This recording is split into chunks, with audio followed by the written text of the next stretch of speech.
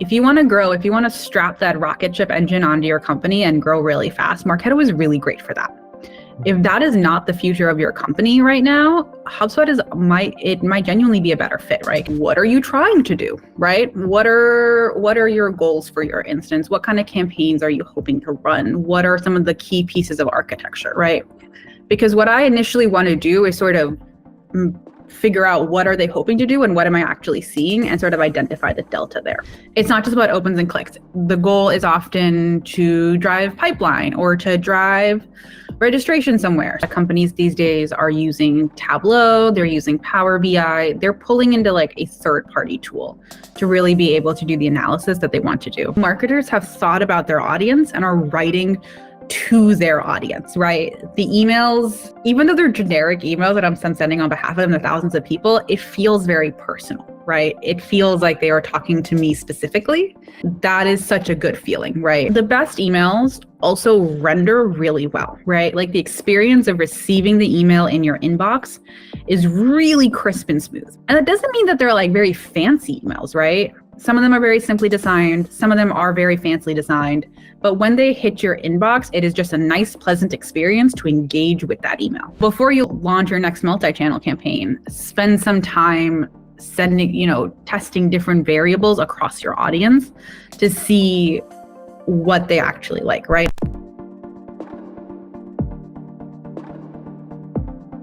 So you've been using Marketo for a while. So why Marketo, and why Marketo versus there are other options like HubSpot is there.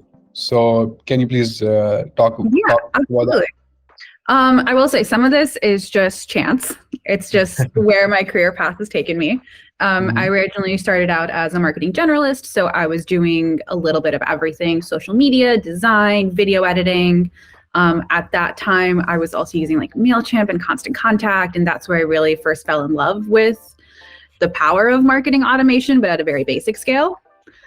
From there, as I moved on through my careers, I did have a chance to try out HubSpot, which was also a really great experience, but really the role where I feel like I got the best exposure to all the possibilities of marketing automation, that company happened to use Marketo, right? So that, at least in my career path, was just an instant fell in love with all the things that were possible. So I decided to go deeper and really dig into it and just learn everything that I could about the tool. I think at this point, what I have really enjoyed about Marketo is that it's honestly very powerful for organizations that are looking to scale and grow, right? When I first started out, I would say HubSpot was not competing at quite the same level that it is now with Marketo. It was much more geared toward SMBs and that type of firms good 5-7 years ago. So when I was looking at larger organizations, Marketo, Eloqua was definitely what they were using to be able to market at scale and to be able to handle the volume of records that they needed to be able to handle and automate. So a little bit of chance, a little bit of...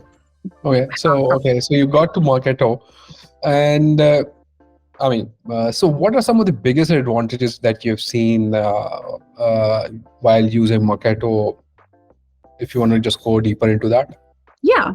So I mentioned one was scalability, which was something that I'm a consultant with a firm called Atumos. We definitely emphasize the scalability of Marketo because it's very easy in Marketo, if built correctly, you can run anywhere from dozens of records to hundreds of records to thousands of records, right? Using generally the same pieces of architecture, right? So Marketo is incredibly scalable as your organization grows rapidly through the course of its journey, right? The other thing that I personally really love about Marketo as well is that it's extremely customizable, right? So whatever your use case, whatever like really specific thing you need to do, Marketo really offers that blank slate to you in terms of being able to build the marketing automation engine that you need to do whatever it is that your heart is set on. Okay, and obviously those are some of the good things. So what are some of the biggest obstacles that you have seen in terms of adopting or moving towards Marketo? Yeah. So I mentioned that it's a blank slate. This is also very dangerous if you don't know what you're doing. In Marketo, it's kind of a common refrain that like there's a million and one ways to do something, but there's probably only like 2 or 3 right ways or best practice ways to do something.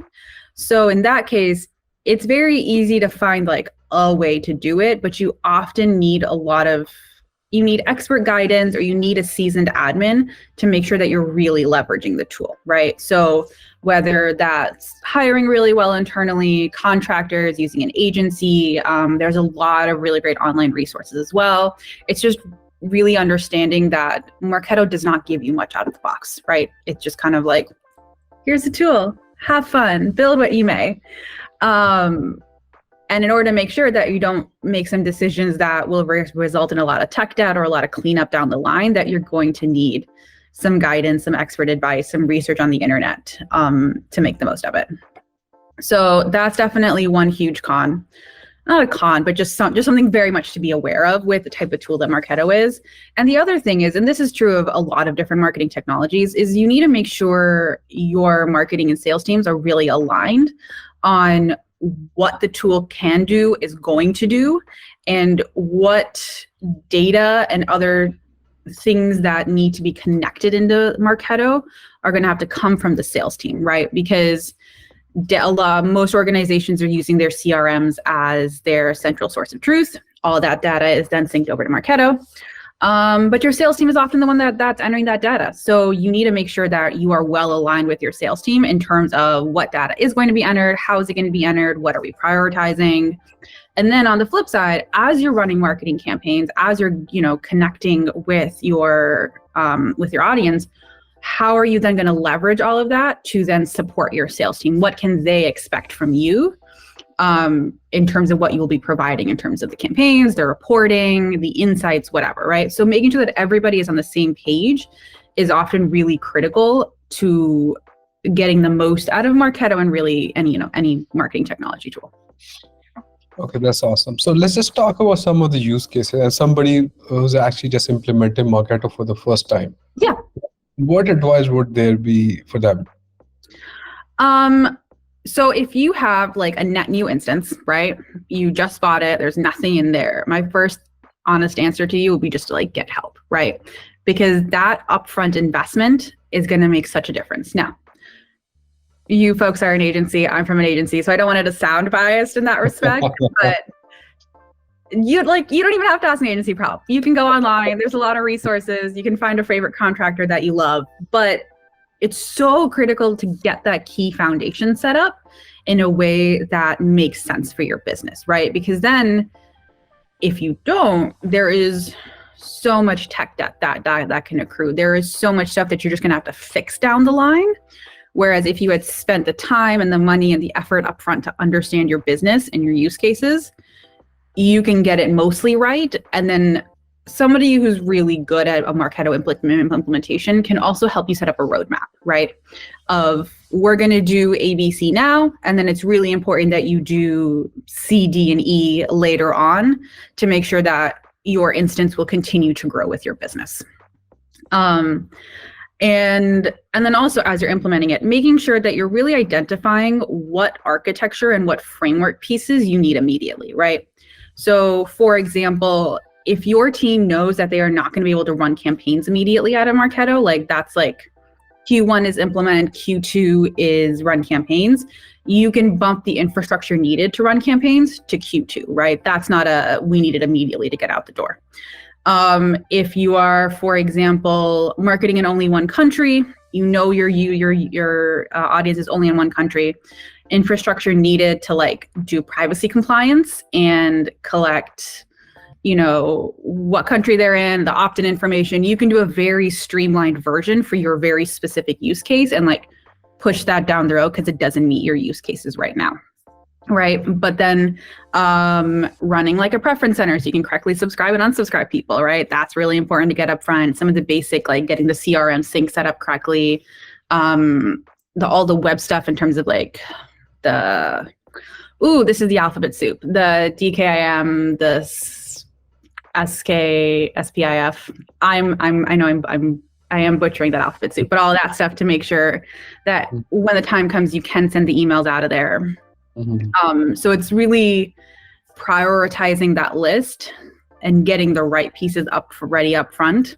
Lead lifecycle is one, for example, that everybody needs. Everybody needs a lead lifecycle of some variety to be able to track where people are in their buying journey with your company. So that's something that you need right away, but how complicated does it need to look? How fancy does it need to look, right? That you can definitely leverage that and make like a V1 and then launch a V2 later on as your company grows in complexity, right? And because you've thought about it in different stages, you can also build it in such a way that you don't have to like scrap V1 to do V2. You can just neatly add in pieces to give you the complexity that you need. Okay, that's awesome. But there are quite a few cases. Obviously, setting up Marketo for the first time from ground up is different. But you might get the cases where you'll have something like HubSpot in place, and then you're transitioning from this platform to this platform. So does that change in terms of? It does, because then you also have to consider the migration aspect, right? Yeah. So you have to migrate all of your data, but not all of it really. Well, let's say to migrate your data, and you have to migrate your existing infrastructure and campaigns, right? So in that case, a migration is a really good chance to sit down and just take a really holistic look at everything and see what's working and what's not working, right? A migration should never be a copy and paste. Almost never, right? This is a great chance for you to really dial into what campaigns are actually working right now, and we need to move them over, right? What portion of our database is actually engaged and worth spending money on moving into Marketo? HubSpot and Marketo have very different models for how they charge for your database, right? So if you're just wholesale shipping everybody over, you're going to incur a really huge fee on the Marketo side because Marketo charges you per user flat. HubSpot doesn't do that. HubSpot only charges you, I believe, for the people that you're actively marketing to, right? So a straight copy and paste is going to run up your bill really high. You're going to want to look through those contacts and make sure that you are cleaning up that list and sending over the right marketable group of people to your new instance. It's also a great chance to look through, for example, like your email and design templates, your email and landing page design templates, right? Are they still on brand? Are they still functional? Templates function very differently in Marketo and HubSpot. So you're going to have to account for additional time and resources to get those rebuilt in Marketo, right? So a lot of the design elements can probably stay the same, but Marketo templates function differently. So finding an agency or finding a resource that can rebuild those for your brand would also be really helpful. Okay, that answers a lot. So in continuation to that, obviously from agencies, so there might be a lot of audit requests. Yes. So, okay, you need to figure it out, it is done right or not right. And so what are some of the bigger buckets you would sort of like look into, okay, if the implementation is correct or not, and how do you sort of like take it from there? In terms of running an audit? Yeah. So I look at it a couple of different ways, right? When I first step into a new instance and step into a client's instance, I am first just getting a lay of the land, right? I just want to see, what do they have? How is it organized? What is running? What is out there, right? I just want to kind of get a sense for it. And at the same time, what I will also usually do is an interview with my main stakeholders to be like, what are you trying to do, right? What are your goals for your instance? What kind of campaigns are you hoping to run? What are some of the key pieces of architecture, right? Because what I initially want to do is sort of figure out what are they hoping to do and what am I actually seeing, and sort of identify the delta there, right? Because some stuff is pretty obvious immediately without even like really getting technical, right? We're just looking for a general like, yes, we want to be running a lot of campaigns. Okay, I don't see program templates, for example, in your Marketo. That's an immediate thing. I don't even need to look very, very deep to be able to identify some very high level findings for them in terms of, you're saying X, but I clearly don't see Y. Let's add Y to the list of a thing we want to do. From there, then I really get into, I'd say like a technical deep dive, right? And at that point, I'm looking at what they do have running and I'm comparing that to what I know to be best practice. So some stuff will be fine. Not every instance is like a flaming hot mess, right? Some stuff will be fine. I'm like, good. There is nothing super alarming about how this is running. It's like based on like the naming conventions, the flow that I see, the records that are flowing in. This seems to be doing the thing that I would expect it to do. Then I'm going to create also a list of like, this is weird, right? Not necessarily bad. Like this isn't, it's not like a bad and needs fixing. It's just like this seems unusual. It is kind of functioning. I see that it is functioning, but I would want to make sure I understand the use case that the stakeholders had in mind and how the ramifications of a slightly more unusual custom setup are going to have across the rest of the instance and the marketing technology stack, right? So if you have a really custom like sync setup, or you have a very specific processing setup when a new lead comes in, right? I'm going to ask you more questions then to make sure that, again, what you intended for this custom setup to be doing is actually what is happening, right? Because that is often where things fall apart, is like, because Marketo is so out of the box, you can build anything. It's very easy to get like a discrepancy between, oh, I thought doing this would do that. But then somebody who's a lot more experienced, like me or any of our consultants come in, we're like, you were close. You were really close, but like you missed a really critical step or a really critical filter, and like something else completely is happening, right? So that's like the weird phase of the audit. And then it's just, we're going to call it the not working well. The like, I can look at this immediately and I'm like, it doesn't even matter what you were trying to do. You should not be doing this. So I think a few examples of that would be, I think somebody was using, I've seen a few instances where they're like using channels really weird. And it's like, I really don't, however you are doing this, we really need to find a different way, because this is not what this feature was intended for, right? Or they're using like, there was one instance I saw that had like a year-long wait step. And it's like, just no. This is such a black box of a wait step. Like, let's please talk about this and figure out a different way to do this, because there's so many ways having a year-long wait step in your instance. Yeah. Okay.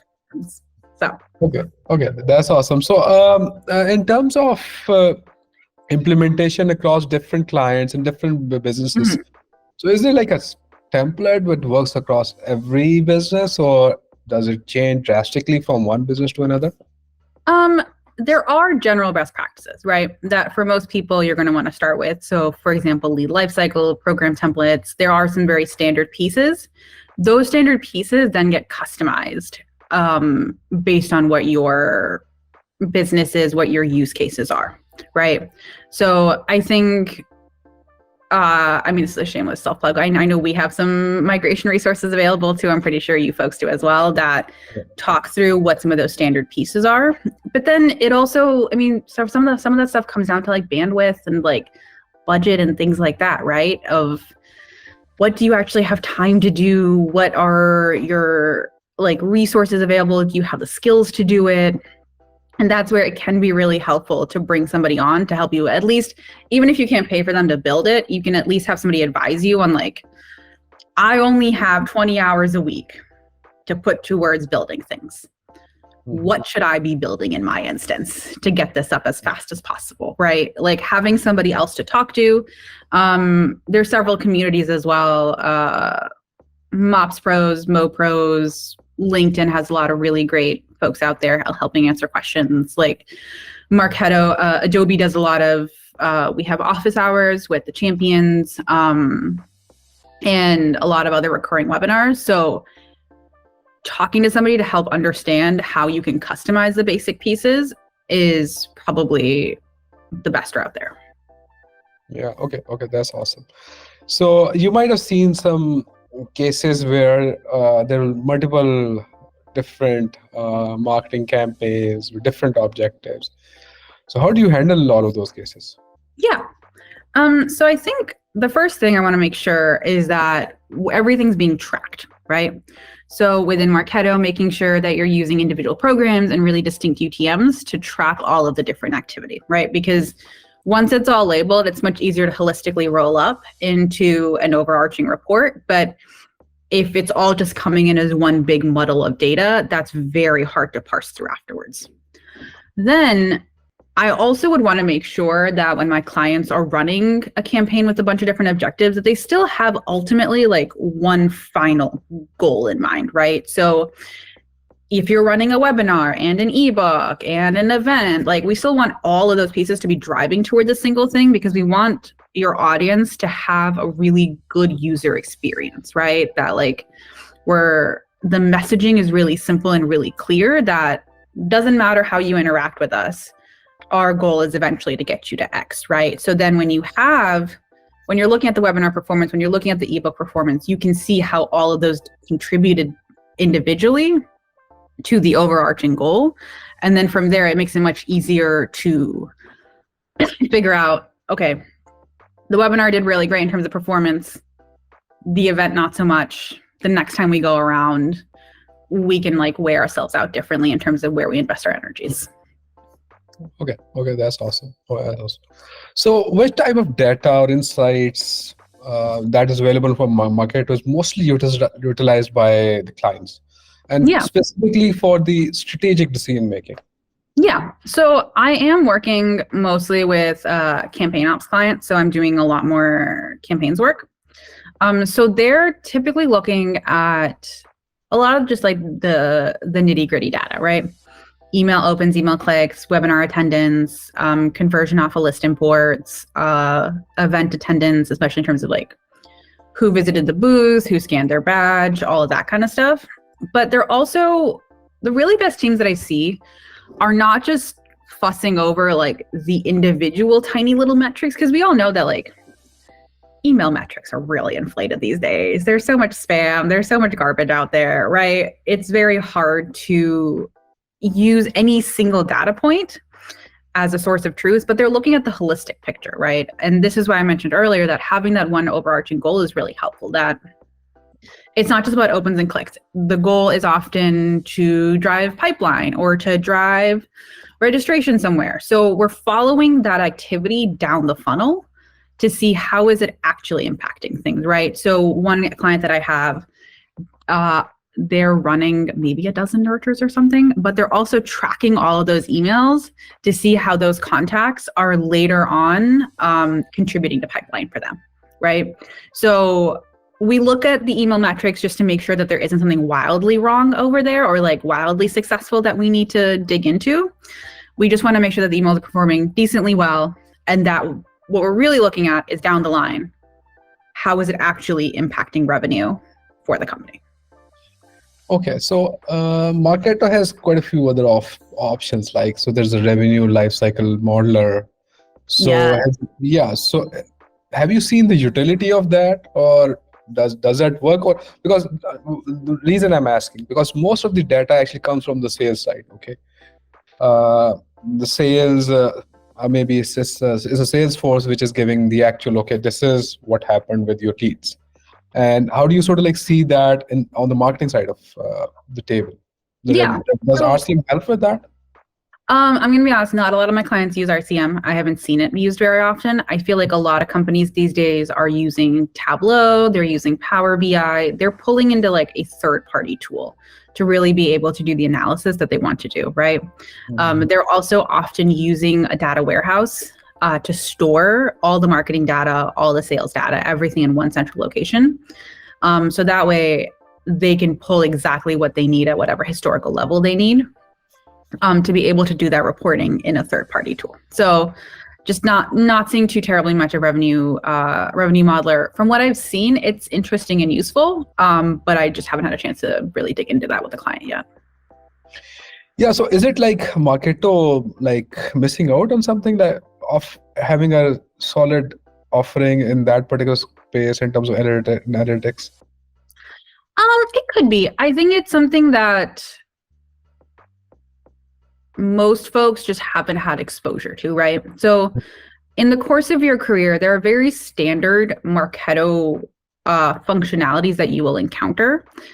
And because Revenue Cycler is just an add-on that you have to pay extra for, I think a lot of folks just haven't encountered it. I think it is useful. I think it does some very cool things, but most folks just haven't interacted with it, right? In order to be able to really experience it. And then when you are in a role where you do have budgeting power, I suspect that most folks are not going to want to spend money on something that they don't really know fully what it does. And they're going to go with something that's they're a lot more comfortable with, like Tableau or Power BI, because I feel like a lot of teams these days also have separate analytics and data teams, right?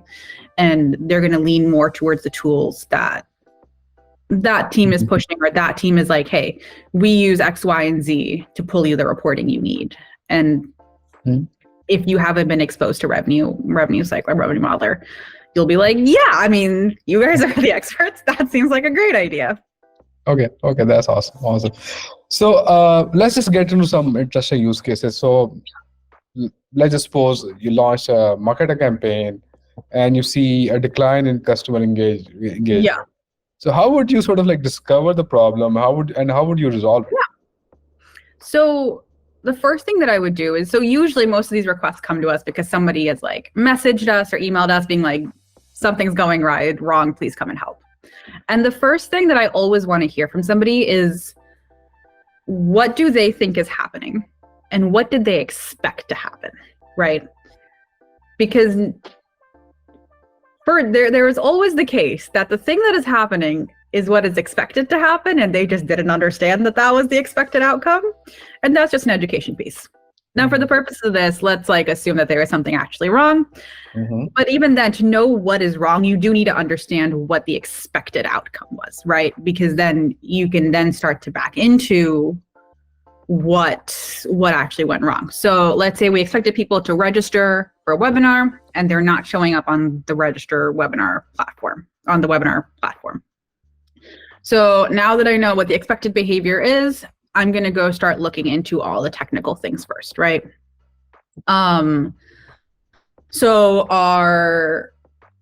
I think my first step would honestly would just be to go through the same flow that I would expect my user to take, right? So if an email was sent out, I'm going to go into that email. I'm going to send myself a test. I'm going to click through those links. I'm going to submit the form. I'm going to retrace that entire path to see what exactly happens, right? Now, ideally, this should have been double checked during QA. Huge fan of QA, so I'm going to throw that out there. But let's say you go through the entire flow. Copying the user steps is going to reveal, in a good chunk of cases, what went wrong, right? So maybe the link in the email isn't working. Maybe when you submit the form, the Smart Campaign is not picking up the record. Maybe the Smart Campaign is picking up the record, but it's not syncing over to the platform, right? So copying that exact flow and then following it through your record, through the activities log, and then through all your Smart Campaigns is going to help you determine what's falling apart, right?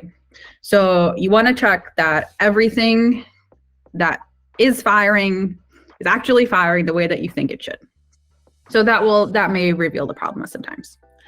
Other times it may be everything's kind of working, and if there aren't people in your webinar, maybe they don't actually like the email, right? And then you got to find a really nice way to say that, right? But there's ways to talk about that, right? There's like, hey, so like, are we like testing out some new copy? Are we testing out some new subject lines? Are we testing out a new audience? And you can sort of like be that third party sounding board for your marketing team, because once you've verified that, like, yep, I tested everything myself, you can always test it live with the marketing team to like let them see with their own eyes that it's working as expected. And then there's a lot of ways to gently just suggest that, like, maybe we should try a different copy, or maybe there's 5 buttons in your email and the webinar button is the last button. Maybe we should like condense your email, right? Because as a marketing ops person, you're going to have seen a lot more volume of things, and especially on the agency side, right? As a consultant, like we just see a lot more volume in terms of what people are trying, what they're experimenting with, and what actually works successfully. So you can bring that knowledge back to your in-house team or your stakeholders to help them, beyond just the marketing ops pieces, with some of just like the marketing tactics that they're using. Okay, that's awesome. So just maybe a tangent. So is email still working? So do you see, like, is it open rates improving, not improving? What's the industry trend right now? the industry trend is that we all take it with a huge grain of salt. We take it with a heap of salt, right? Okay. I think you still need to be sending email. I think you just need to be very careful about making sure your messaging is relevant and that you are actually sending to people who want to get your emails, right?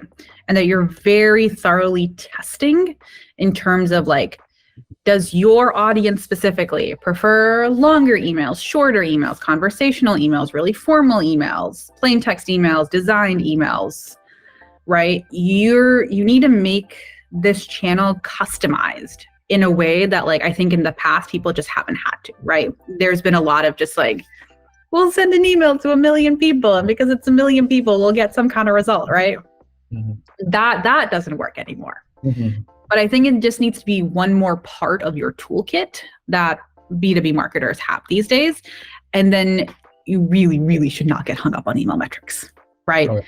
You really just need to make sure nothing is going wild incorrect there, especially in terms of like delivery, like your delivery rate, your unsubscribe rate.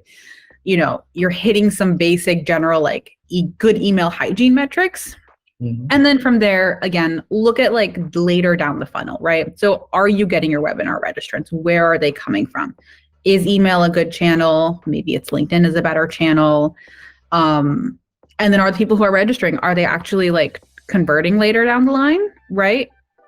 You want to follow that entire journey and just not get hung up on like, our open rate went down 1%.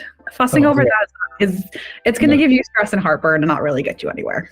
Oh, okay. So, another question along the same line. So you're on the campaign side. So, so which emails or which campaigns are your favorite ones to send out, and which one do you really want to avoid those? Yeah. So some of my favorite ones that I've had are the ones that I said that it's very clear that the marketers have thought about their audience and are writing to their audience, right? The emails, even though they're generic emails that I'm sending on behalf of them to thousands of people, it feels very personal, right? It feels like they are talking to me specifically. And that is such a good feeling, right? And there's a very clear goal, right? It's not just like a random hope they do something kind of email. It's personable. Then they're asking for a very specific thing, or they're sending them to a very specific place, right? The ones that I don't like are just boring, right? Like they're just boring. If you swapped in any company's name or like any product name, if the email still works, that's probably not a good email, right? And if your email is just, now newsletters are a little bit different, but if you're just like, do this and do that and do this, and please do this other 100 things too, you're not going to get the return on that email, right? People kind of read the top of it. And that first CTA is really great. From there on down, we often see a decline in engagement. So if you're just like dumping a bunch of links in there, super generic, not very interesting, it's not going to do well. The other thing, the best emails also render really well, right? Like the experience of receiving the email in your inbox is really crisp and smooth, right? So, and it doesn't mean that they're like very fancy emails, right? Some of them are very simply designed. Some of them are very fancily designed. But when they hit your inbox, it is just a nice, pleasant experience to engage with that email. The not great emails, they feel janky. Somebody clearly hasn't double checked the rendering in a tool like Litmus or Email on Acid to make sure it's good across all platforms. It just feels like you're getting an email from 2000 and you're like, what is this nonsense? Why is it in my inbox, right? Like, forget the content. You just see the email and you're like, I don't want to read this today. So. Okay, that's awesome. So, now let's talk about some of the issues with the data accuracy and liability. So how do you address those challenges? Yeah. So I think with data, it's really two things. One is Marketo is great for standardizing your data. So whenever possible, you want to be running your data through a standardization program and then restricting the values similarly on your CRM side to make sure that all of it's really clean, right? So for example, country values, full names or abbreviations, whatever you choose to use, standardizations on both sides. Job titles, not job titles, sorry, job level is another good example where like you can parse through everybody's job titles and assign them a level. That is not something that people should necessarily be picking. Like you can use automation to do that much faster and produce a really clean result. Regions are another good example where you can use data standardization. And then, as I mentioned earlier, like marketing and sales alignment. It's, you know, when you have good alignment, it helps in so many different ways, right? Because in the case of data, like when you as a full team agree, like we think A, B, and C data points are really important, you can focus on making those data points really clean. You cannot make your entire database clean. There is just too much. There is too many fields, too much data incoming, too much data outgoing. But if you can agree that like, hey, we as like a revenue team, we really care about region and job title and job level, you can focus on making those work really well for your team and standardize them and making sure that they're usable, right? And then move on to something else. So that alignment is going to help you to focus and not just have to like fix the entire database, please and thank you. Okay, that's awesome. So in terms of optimizing multi-channel campaigns, what are some of the challenges that people face and what are some of the options they have? Yeah. So with multi-channel campaigns, there's a couple things you want to be doing. One is that you want to be keeping an eye on them in real time, right? So this is kind of what I mentioned earlier about you want to make sure your emails are not doing super poorly, right? You want to make sure you're not hitting really high unsubscribes. You want to make sure you're not hitting really low deliverabilities. You want to make sure like your registration is suddenly like you expected it to go up and it hasn't budged at all. You want to just keep a general pulse on your campaign because a really timely intervention is going to help your campaign from going off the rails to sort of you can course correct and try something else, right? So like if this audience failed and you noticed it pretty quickly, you can try a different audience or try a different channel or a different tactic. But let's say everything's kind of chugging along smoothly. It's all going as reasonably well as expected.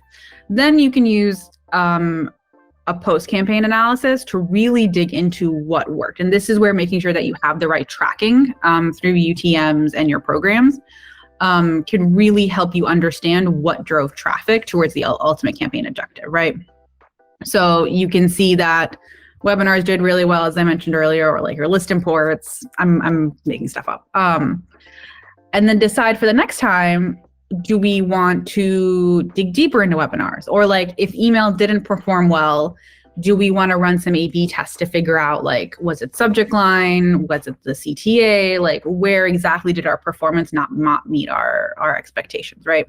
You can also use the time in between campaigns, for example, to do some of those A/B testing, right? So maybe you notice that like nobody likes your emails.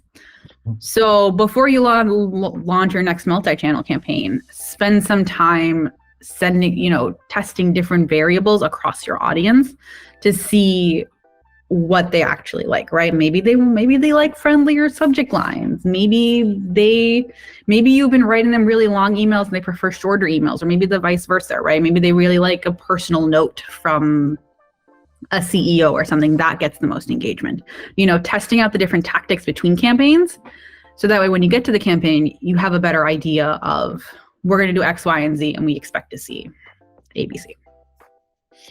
Okay, that's awesome. So we're coming towards the end. So a couple of more questions. So what's the future of Marketo looking like? Yeah. Over the past few years, especially since the Adobe acquisition, they've been doing a lot of revamping, which I think has been very cool to see. They're adding a lot more functionality in both into Marketo and in integrations that connect into Marketo. So interactive webinars was a big launch, I think, last year or the year before. This year at Summit, Adobe also announced the Journey Optimizer B2B, which will help folks organize and manage their buying groups. I've been part of some of the testing for that, so I'm very excited to see what that final product looks like. I think it's a really good use case. So they're definitely building a lot more functionality, and then they're also just doing a lot of revamp of the user interface as well. Yes, Marketo was a bit old school for a while there, so Adobe's definitely bringing them into the 21st century, and I think that'll also be very exciting to see. Okay, the same question given with the HubSpot enterprise, and they're actually moving really aggressively in that segment. And I've seen cases where people have gone from Marketo to HubSpot. Yeah. So do you foresee this to be heating up more? Yeah. What's your sort of like take on it? My gut is that Marketo is good for companies that are looking to scale rapidly, right? If you want to grow, if you want to strap that rocket ship engine onto your company and grow really fast, Marketo is really great for that.